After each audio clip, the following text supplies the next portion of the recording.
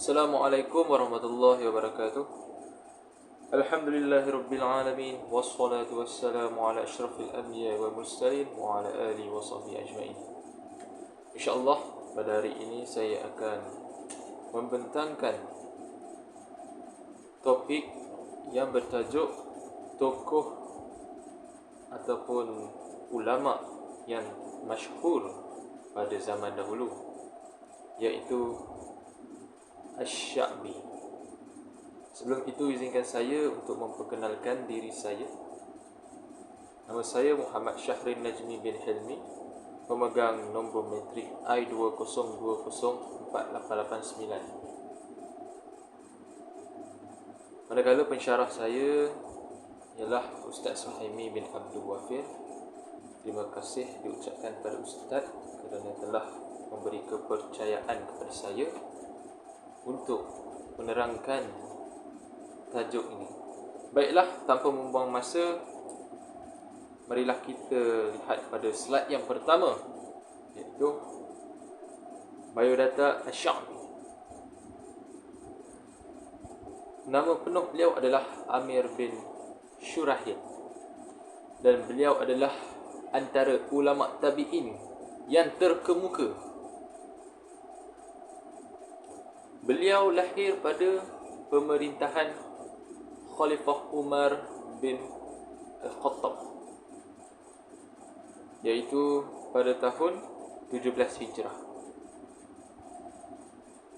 Beliau bukanlah sahaja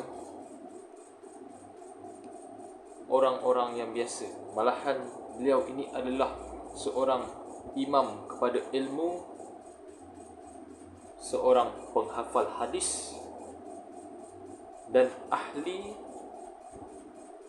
dalam bidang fiqh. Beliau merupakan salah satu perawi hadis dan seorang ulama fiqh di Kufah pada ketika dahulu. Banyak ulama yang hidup pada masanya yang memuji beliau oleh kerana kecerdasannya dan kuatnya hafalan hadisnya. Kita nampak kat sini Asy-Sya'bi ni seorang yang kuat hafalannya. Otak dia geliga. Seterusnya Ibnu Sirin berkata kepada Abu Bakar Al-Huzaili, "Tetaplah engkau bersama Asy-Sya'bi. Aku melihat bahawa beliau telah berfatwa di masa sahabat masih banyak jumlahnya." Nak cakap kat sini, Asy-Sya'bi ni adalah seorang tokoh ulama yang mampu untuk mengeluarkan hukum fiqh dengan bagus, mampu untuk membuat keputusan secara sistematik.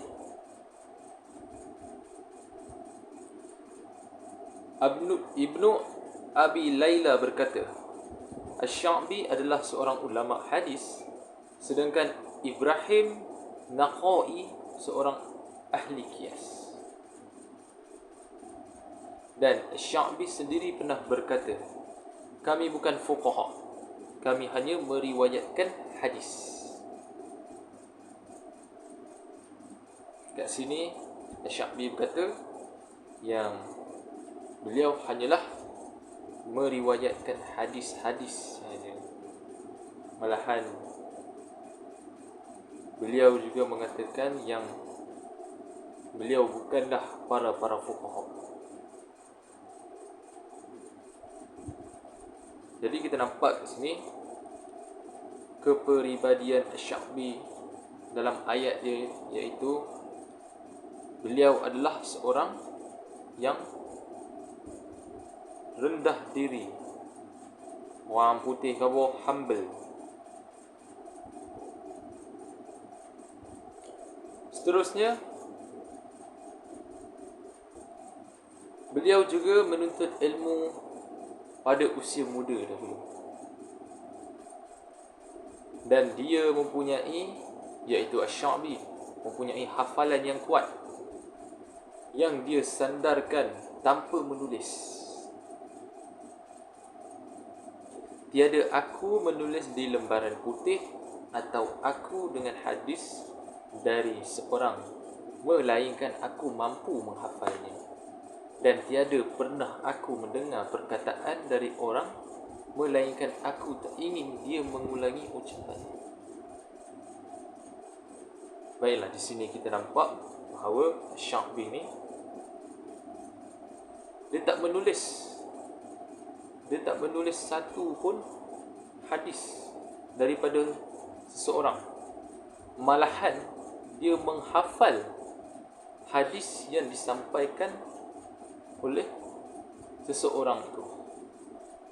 Kita nampak kat sini bahawa yes, betul itu rakan-rakan, bahawa Asy-Sya'bi ni adalah seorang ulama yang hafalannya amat kuat. Selama 20 tahun aku tidak mendengar seseorang meriwayatkan sebuah hadis, melainkan aku lebih mengetahuinya daripadanya. Dan aku lupa tentang ilmu jika seseorang itu menghafalnya, tetapi dia mengetahui.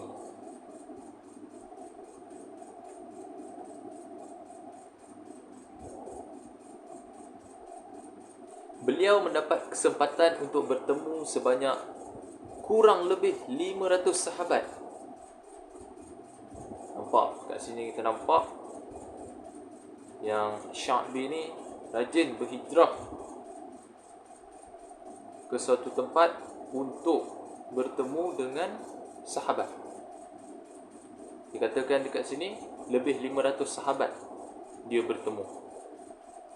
Beliau meriwayatkan daripada sahabat-sahabat utama seperti Ali bin Abi Thalib, Sa'ad bin Abi Waqqash, Zaid bin Sabit, Ubadah bin Syamit, Abu Musa al-Ash'ari, Abu Sa'id al-Khudri, Nu'man bin Bashir, Abdullah bin Umar, Abdullah bin Abbas, dan lain-lain.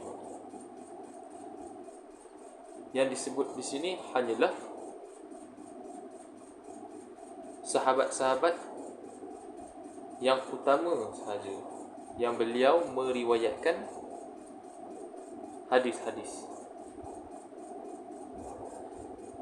Seterusnya, Ibn Sirin berkata kepada Abi Bakar Al-Hudali, berpeganglah kepada Asy-Sya'bi kerana dia telah mencapai ilmu. Aku melihat dia meminta fatwa semasa para sahabat ada.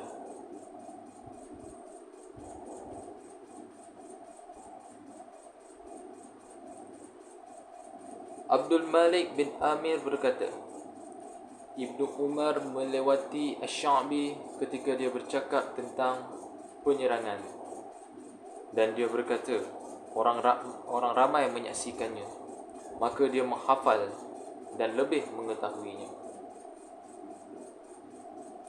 Kita boleh nampak pada ayat-ayat yang lepas dalam slide ini bahawa Asy-Sya'bi ini adalah seorang tokoh pada zaman tabi'in yang kuat hafalannya, yang tidak menulis satu pun hadis di dalam lembaran.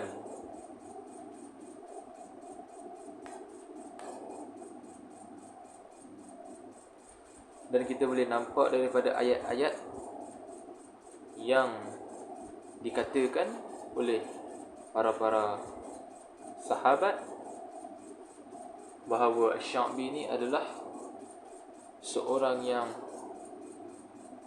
bijak, mulia, bersungguh-sungguh dan wara' dalam sesuatu perkara. Ahmad Al-Ajli berkata, mursal Asy-Sya'bi adalah sahih dan hampir tidak mungkin untuk menyampaikan sesuatu kecuali yang sahih. Dan Abu Daud berkata, Mursal Asy-Sya'bi lebih aku cintai daripada Mursal An-Naqai. Beliau wafat dan semoga Allah merahmatinya pada tahun 103, dan dikatakan sebaliknya. Ismail bin Majalid berkata beliau meninggal pada tahun 104, 82 tahun. Jadi ini adalah serba sedikit tentang biodata dan sifat-sifat Asy-Sya'bi.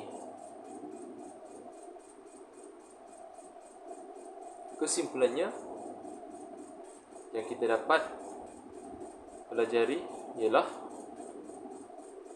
Asy-Sya'bi adalah seorang ulama yang kita mampu jadikan teladan dalam kehidupan seharian kita. Dia mengajar kita erti supaya menggunakan akal kita untuk berfikir baik dan buruk.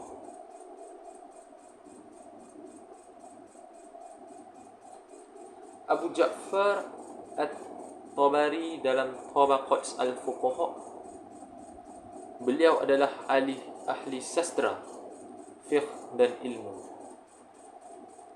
Ini juga digambarkan oleh kata-kata Asy-Sya'bi sendiri.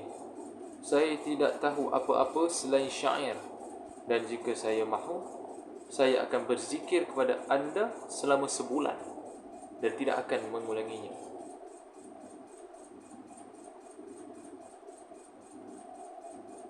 Cukuplah sekadar itu penjelasan saya terhadap tokoh yang masyhur pada zaman dahulu, iaitu Asy-Sya'bi. Sehingga kita bertemu lagi. Assalamualaikum warahmatullahi wabarakatuh. Wallahu a'lam.